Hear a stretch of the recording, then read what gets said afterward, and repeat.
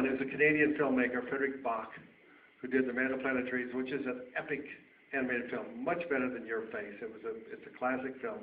And I just want to get up and congratulate him. I want to be the first guy to shake his hand and say congratulations on winning the Oscar. And it looked like I was trying to trip the guy. I turned around and went like this, and it looked like I tried to trip him. But he's an old man, he's elderly, so it almost happened. But no, I was being sincere. I was being very sincere. All right. I'm just wondering, how long does it take you to make at least a 30-minute animation? Well, I don't know about 30 minutes animation because I don't make 30 minutes animated films, but the shorts, which are usually about 5 minutes, take about 3 months, 4 months, something like that. The features, which are about 80 minutes, take about 3 years, something like that.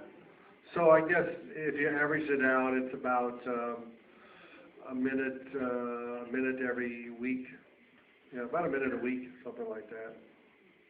Maybe less. I don't know. It's hard to tell. And how many drawings? Okay. The mic is over here. As a fellow animator, I'm closing in on my senior thesis for 2D animation. When you were around 22, what would you have liked to have heard from like your big art idols? What kind of information would you have liked to have known back then that would have like rocketed you out from where you are now? That's a good question. I think my biggest drawback was I was very shy and insecure. And if I saw a famous artist on the street or someone, I would never want to talk to them. I'd never want to introduce myself to them. And I think that really delayed my career quite a bit. In fact, when I first moved to New York in 1970, Ralph Bakshi was in New York making Fritz the Cat. And I should have pursued that. I should have like, hey, I'll work for you for free. I'll pay you to work on Fritz the Cat. And I could have been, been an animator 15, 20 years earlier.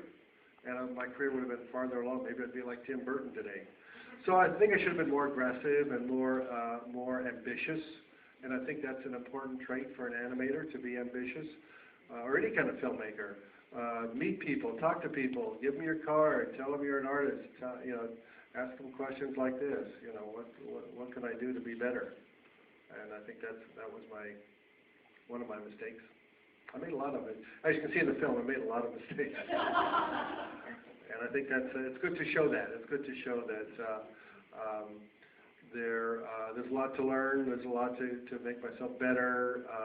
There's a lot of weaknesses in my life and career, and hopefully you people can learn by my mistakes. How old were you when you made the transition from drawing to animation? I think I was around 35, about 35, something like that, 34. And it's late in my life. If I'd started out of college doing animation, again, I could have been much farther along in my career. But I was nervous. I didn't know the technology. I didn't know anybody who was an animator. I couldn't relate to the industry, the animation industry. So that's one reason that I started so late. And that's one reason that I'm doing so many films now, and I'm working so hard making so many films. Churning out 3 or 4 films a year, plus a feature every 3 years. Doing all the drawings myself. It's quite a challenge, and it's quite a feat. And it's because I missed all those years when I should have been making films.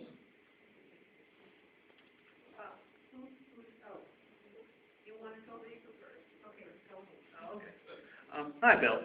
I have this book by Boris Archibishef that you do the forward to, and he's awesome. I want to know if you could recommend any other crazy old illustrators like that. And the second part of my question is, can I work for you?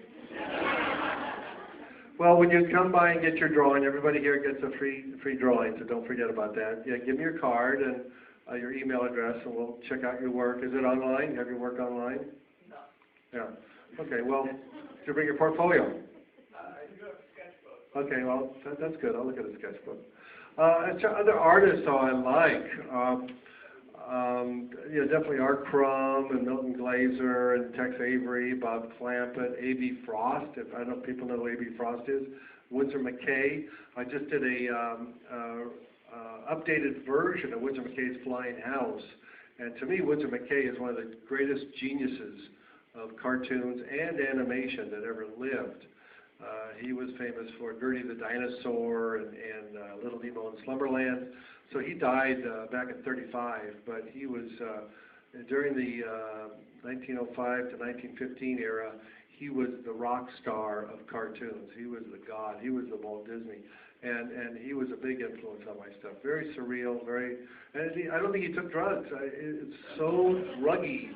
It's so twisted and surreal. It's really amazing. But I definitely encourage people to check him out, especially younger artists. It's really great to see how he draws, his craftsmanship, his storytelling, his visual fantasy stuff is fantastic. I have a question for Alexia.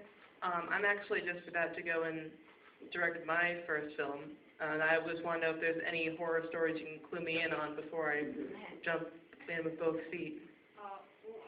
What type of film are you making? It's also a documentary on art type stuff. Okay, well, prepare, plan, it's basically probably, and it's going to be a lot longer than you think.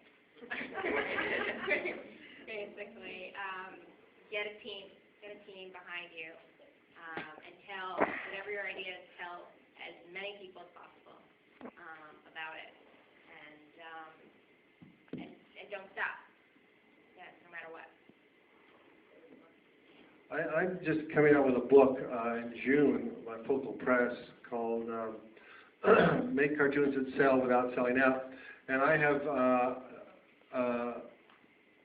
I talk about the process of making a film. And there are 3 steps in the process, and I'm sure Alexia can back me up on this. Step number 1 is raising the money. Step number 2 is making the film. And step number 3 is selling the film and getting that money back.